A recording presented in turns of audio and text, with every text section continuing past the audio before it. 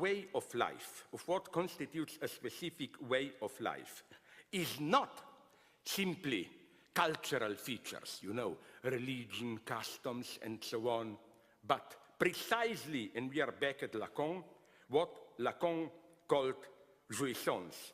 Jouissance, excessive enjoyment, as a way to organize a social life.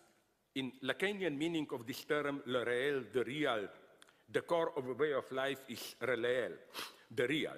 And this way of life, in its dimension of the real, is materialized specifically at two levels: relations of authority and sexual relations.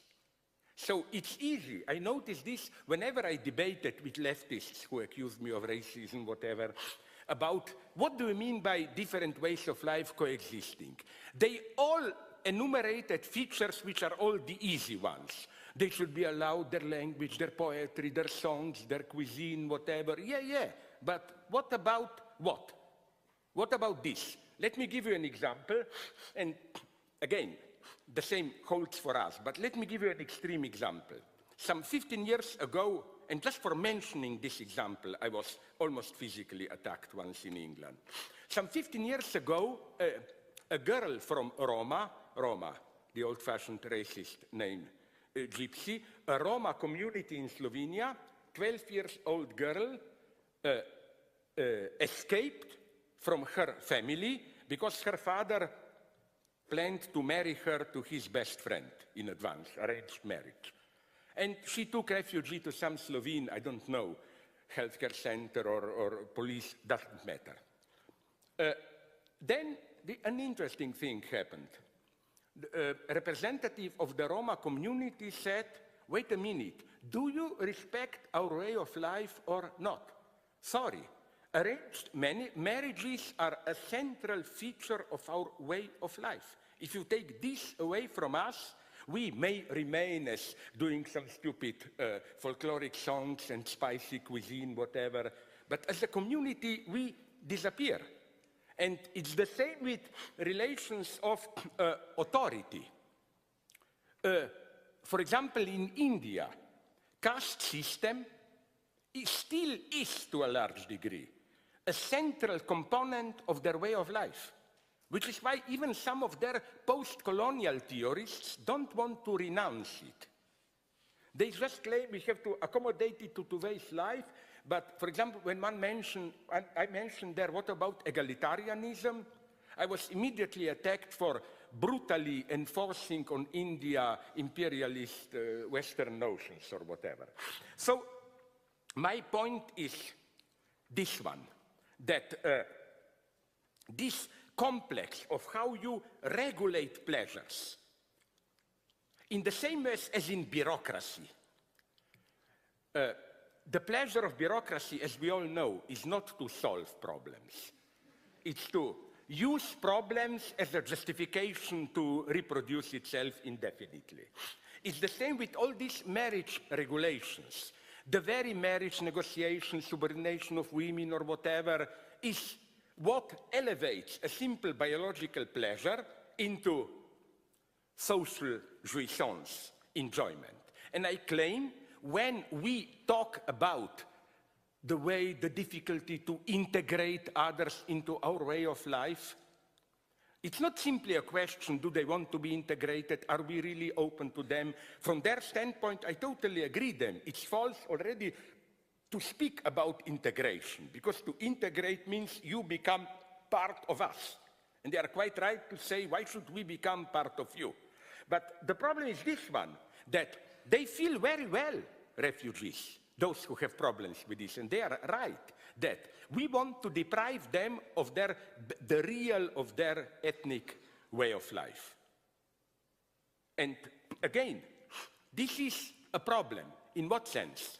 Let me give you an extreme example, which is so extreme that I like it, but it's from Mexico this time. I read in the news the theological implications of what I will tell you now are wonderful, although terrifying. That in some small Mexican city, 3 rich guys in their early 20s, students, brutally raped a young girl. One of them, the richest, of course, he had the best lawyer, was pardoned by the judge. Now comes the horror. He was pardoned not because his lawyer tried through some sophisticated tricks to dispute any facts. No, facts were without any doubt.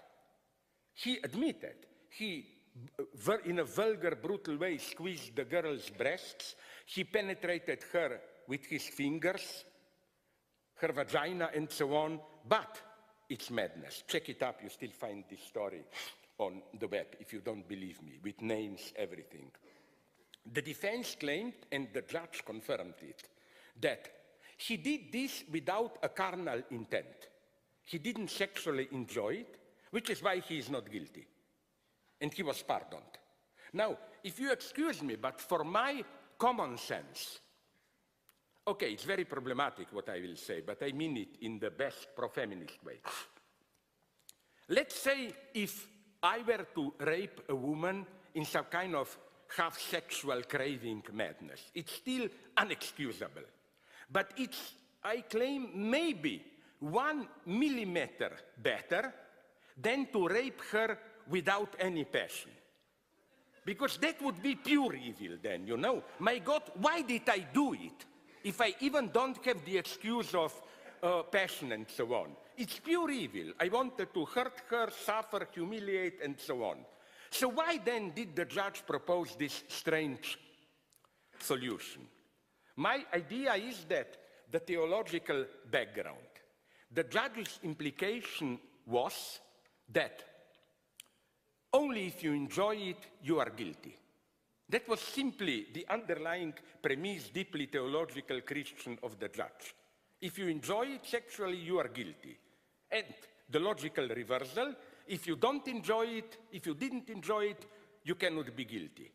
The interesting point here is that I think that we should bring this reasoning to the end. Not only if you enjoy it, you are guilty, but you only enjoy it if you are guilty. I claim that, and that's what every Protestant knows. You know what's the logic. You are here on the limit. In Catholicism, you can do whatever you want, just if you confess it at the end of the week, no? In Protestantism, as they say, you can also do whatever you want, just it's good that you feel guilty a little bit, what you are doing. You see, this guilt is again a surplus enjoyment.